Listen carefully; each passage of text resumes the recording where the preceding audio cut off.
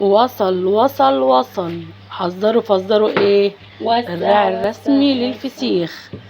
تحضيرات بقى العيد بنجهزها. بص انا كنت محدقه الفسيخ ده قبل ايه رمضان بشويه، بس انا صراحه ما كنتش مصوراه. بص رحت جبت كيلو من السمك، كيلو بوري، وغسلته غسله جامده وسبته في المصفى ينشف بتاع ساعتين 3. اهم حاجه تنشفيه من الميه خالص، وتروحي تجيبي بقى ملح من عند العطار، ملح بتاع تحديق الفسيخ، الملح اللي هو الخشن مش الناعم. تمام. واقولك تحدقيه ازاي بقى.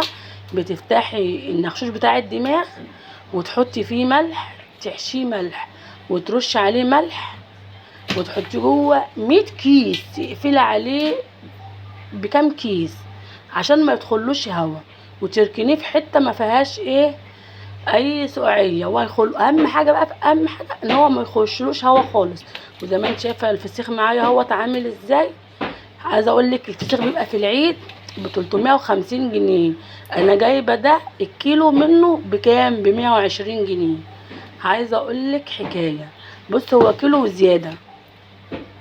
تمام. والله لو جربت زي ما بقول لك كده هتوفري كتير. بصي عايزه اقول لك ريحته فظيعه، ريحته مجنناني، بس انا مش هينفع افتحه معاكم لان بصراحه يا اخواتي لو فتحته هاكله، فمش هينفع. ولو عجبك اوعي تنسيني بالاشتراك في القناه.